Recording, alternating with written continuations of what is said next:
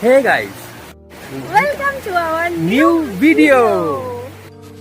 আজকে ছিল আমাদের ডে 4 অফ অরুণাচল প্রদেশ। দিরাংয়ের হোমস্টে থেকে এটা ছিল ন্যাচারাল ভিউ। এত সুন্দর দৃশ্য যা হয়তো নিজের চোখে না দেখলে কখনোই উপলব্ধি করতে পারতাম না। ওই যে বলেছিলাম না যে ক্যালেন্ডারে থাকতো সেই সুন্দর প্রাকৃতিক সিনারিগুলো, ঠিক ওরকমই কিন্তু লাগছিল।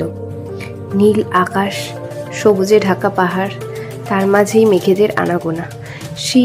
সেই ঠিক ছোটবেলায় যেরকম বাংলা গল্পগুলোতে পড়তাম না আমরা, লেখকদের সেই প্রাকৃতিক দৃশ্যের বর্ণনা, ঠিক যেন ওরকমই লাগছিল চারিদিকটা।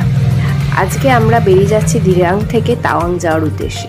আর এই তাওয়াং যাওয়ার পথে আমরা 3-4টি জায়গা কভার করব। তাদের মধ্যে হলো সিলাপাস, তারপরে জাসপানকা এবং জাং ওয়াটারফল হয়ে তারপরে আমরা তাওয়াংয়ে ঢুকবো। তাই তো বেশি দেরি না করে সকাল সকাল ব্রেকফাস্ট সেরে আমরা আমাদের যাত্রা শুরু করে দিয়েছিলাম।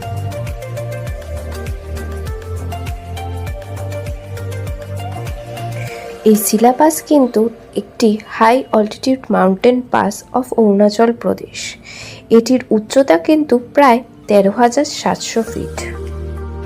আর এটা কিন্তু ন্যাশনাল হাইওয়ে 13, যা তাওয়াং শহরটিকে ভারতের অন্যান্য অংশগুলির সঙ্গে যোগাযোগ স্থাপন করেছে।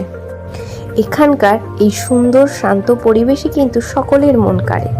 আর এই লেক কখনো কুয়াশাচ্ছন্ন, কখনো বা একদম ক্লিয়ার। এই লেককে কিন্তু প্যারাডাইস লেকও বলা হয়। এতটা উচ্চতায় থাকায় ঠান্ডাও কিন্তু ভালো ছিল। তাই আমরা সবাই মিলে চলে গেলাম একটু গরম গরম চা কফি খেতে। এই দেখো, বলেছিলাম না কখনো বা একদম ক্লিয়ার, দেখেছো একদম ক্লিয়ার। কি সুন্দর দেখা যাচ্ছে এই শান্ত লেকটিকে। আমি কিন্তু সকলকেই রেকমেন্ড করব যে একবার হলেও অরুণাচল প্রদেশটা ঘুরে আসুন, খুবই ভাল লাগবে আপনাদেরও। আমাদের নেক্সট ডেস্টিনেশন হলো জসওয়ানকর, যেটি মহাবীর চক্রপ্রাপ্ত শহীদ যশবন্ত সিং রাওয়াতকে সমর্পণ করেই করা হয়েছে।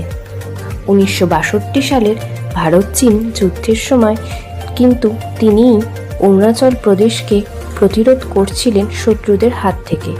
তিনি একাই প্রায় 72 ঘন্টা টানা যুদ্ধ করে গেছেন এবং প্রচুর শত্রুদেরকে নিহতও করেছিলেন এবং শেষ পর্যন্ত তিনি শহীদ হন। আর তারই এই স্মৃতির উদ্দেশ্যে এই জসওয়ানকর মেমোরিয়ালটি তৈরি। এরপরে আমরা চলে গেছিলাম জাং ওয়াটারফলে। আর এত সুন্দর এই ওয়াটারফলটা দেখতে, আর তার মাঝখান থেকে এই সুন্দর